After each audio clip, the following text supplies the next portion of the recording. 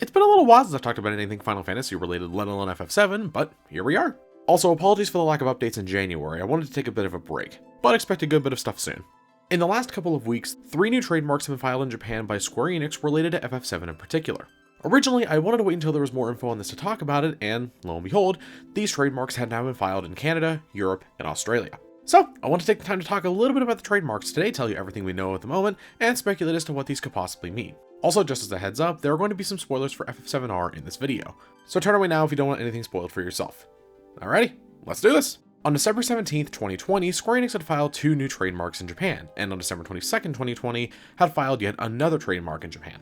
The first 2 on the 17th were of 2 new logos, the first being Ever Crisis and the second being The First Soldier. And the one on the 22nd was simply of the Shinra logo. According to @DKHF_ on Twitter, it seems like the Shinra logo itself is being used as merchandise in the upcoming Final Fantasy VII Remake Orchestra, which I'll have a video on soon enough. All 3 of these trademarks were made public on January 11th of this year, and in the last few weeks, these have been filed in Europe, Canada, and now Australia. Of course, the main things people are talking about at the moment are The First Soldier and Ever Crisis, so let's talk about them. Let's start with Ever Crisis, easily the biggest talking point for a lot of people.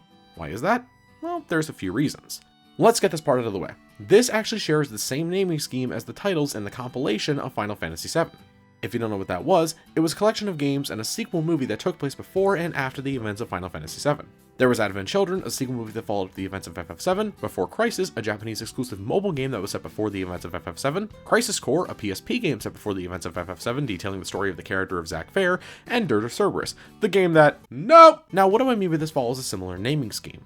Well, there's obviously the Crisis aspect, sharing a similarity to Crisis Core and Before Crisis. However, if you didn't catch it, each first letter of the first word and first letter of each last word of each of the compilation titles actually follows a set pattern. The first word's first letter being in alphabetical order, and the first letter of each last word starting with C. Advent Children, AC. Before Crisis, BC. Crisis Core, CC. Dirge of Cerberus, DC. You can take out the of because it's not uppercase. Ever Crisis follows the same pattern, now being EC. There's many theories that, since this follows the same naming scheme, that this could be related to the compilation of Final Fantasy VII in some way. There's more to this, but we'll get to that in a minute. Now, the main question here is, what could this even be? The one answer everyone has pointed to is something related to Zack Fair.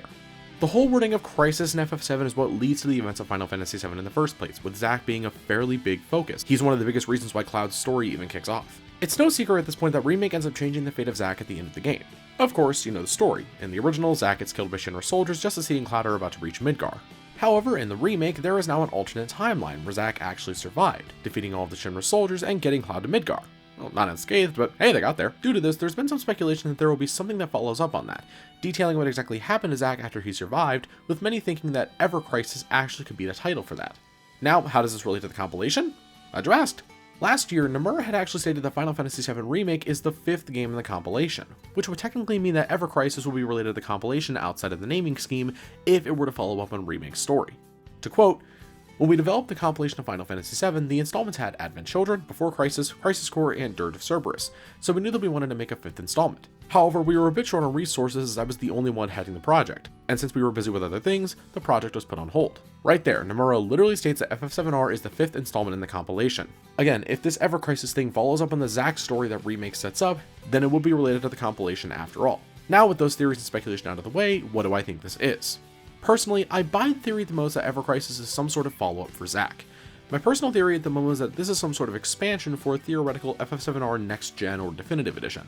This expansion would be somewhat similar to the episodes of Final Fantasy XV, and we would actually play as Zack through some of the events of FF7R, seeing his perspective in the timeline where he survived.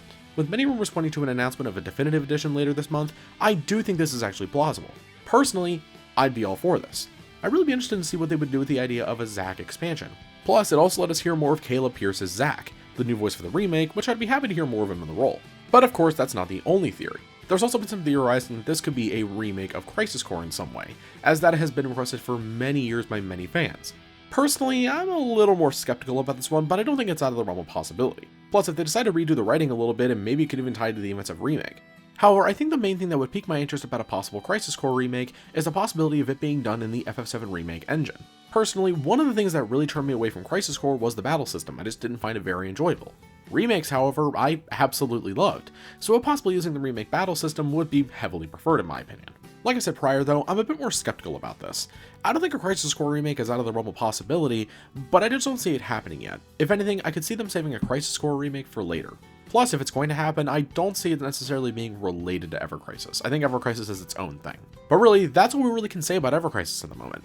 Inherently, there's not that much that's known about this at all, including the next topic. While it's heavily speculated and sort of accepted that this is going to be about Zack in some way, we can't really tell the extent of that. Either way, I'm excited to learn more. Now moving on to the First Soldier. Inherently, I have a bit less to say about this one. There's not as much I really could say surrounding this one outside of the theory I have, and there's not much about this one that we really can speculate about yet. At least with Ever Crisis, there's a lot to talk about when it comes to the ties to the compilation. The conclusion I and many others have come to is that the First Soldier is actually related to Sephiroth. In case you don't think Sephiroth is the first soldier in FF7 lore, I have something to disprove that. On livestream.net, there's a whole article talking about and proving that Sephiroth is indeed the first soldier in the 2004 Ultimania for Final Fantasy VII, with a quote detailing it all. To quote, "When he was in Lucrezia's womb, Sephiroth is growing along with Genova's cells. While he is biologically the human child of Hojo and Lucrezia, in light of his role within the project to artificially recreate Genova of the Ancients, he could be called Genova's son. At the same time, he was the first to be a soldier.